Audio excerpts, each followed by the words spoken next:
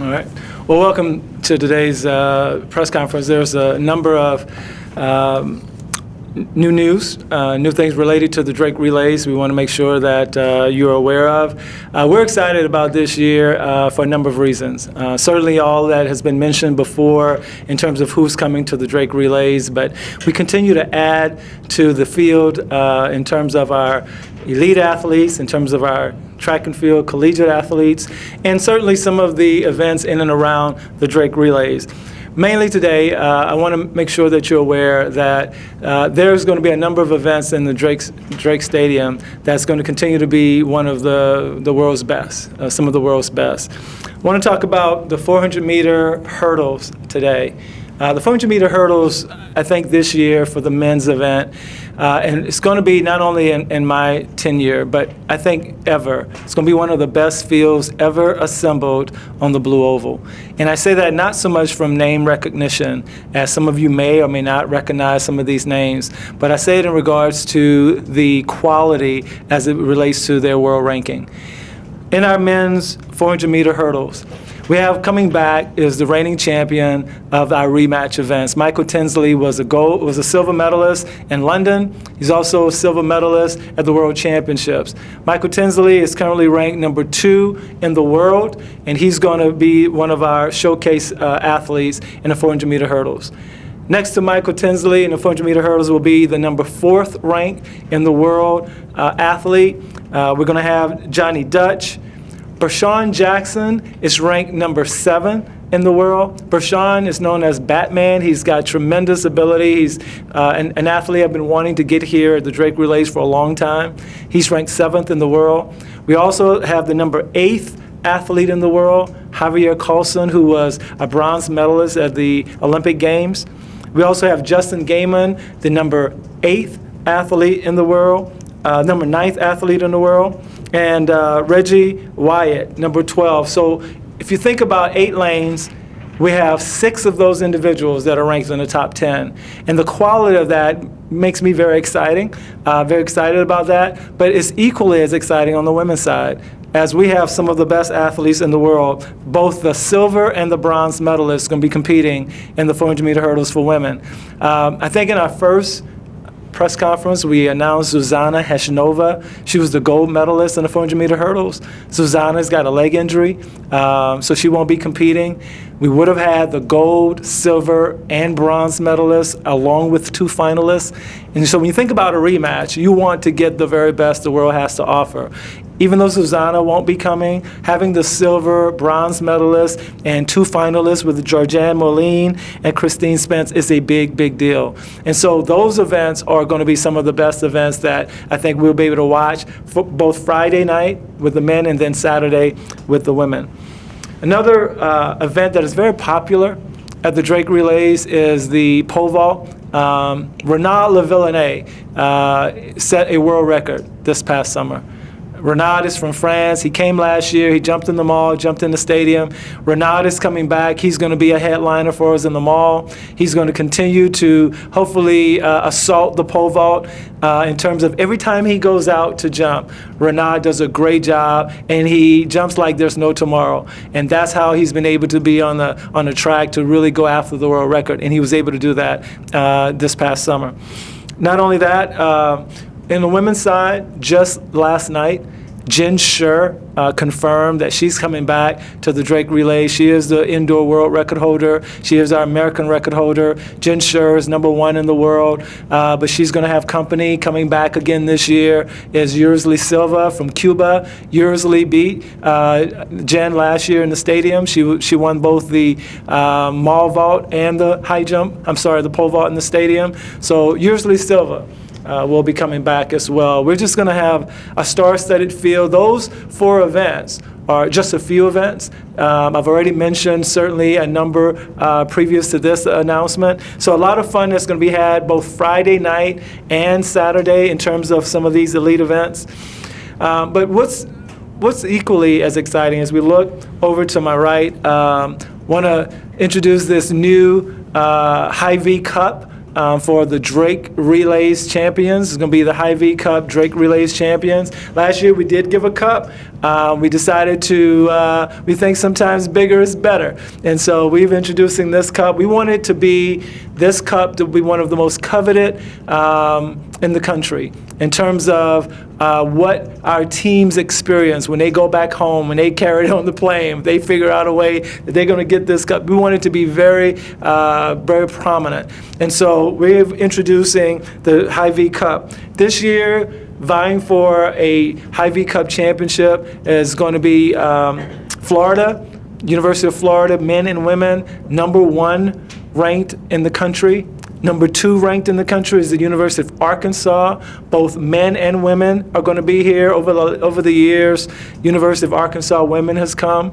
And then University of Arkansas men are coming back. Chris Bucknam, formerly coach at University of Northern Iowa. I'm excited that they're coming back. Just those two teams alone are going to be outstanding. But when you add back in Baylor, who took a hiatus last year because of the final schedule for their university. Baylor is back, and they're going to be competing at a very high level. We're going to add in there TCU.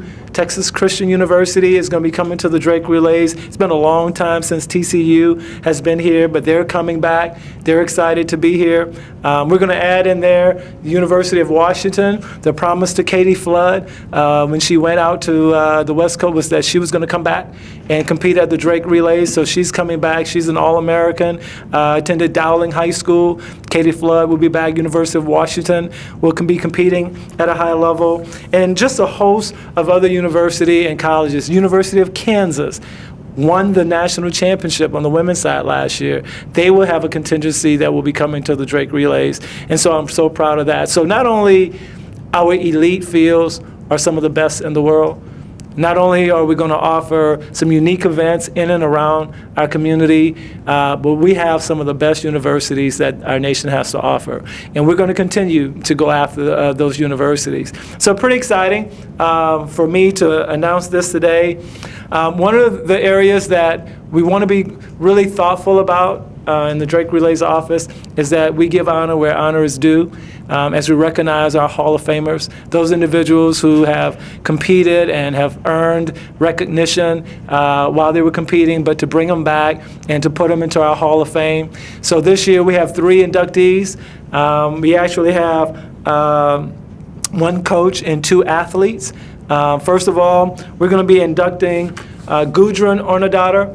Gudrun ran for the University of Georgia. She was an outstanding athlete who competed in the 100-meter hurdles. She also doubled in the 100 meters. She just was a phenomenal athlete, and so we're just excited that she is going to be returning back to the Blue Oval. She'll be bringing family members with her. She's excited about coming back. Gudrun is also going to be here on Thursday for the Hall of Fame induction. As well, John Nuttall. John Nuttall competed for Iowa State University.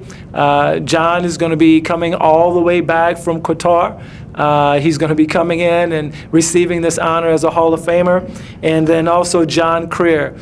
John Creer coached at Wayland Baptist, and over the course of several years, Wayland Baptist won nearly 19 titles. And so we're excited that John Creer will be coming back. He's currently an athletic director at Lindenwood University, and he will be coming back as well to receive this honor. So we're excited about our Hall of Famers, and we look forward to celebrating them while they're here.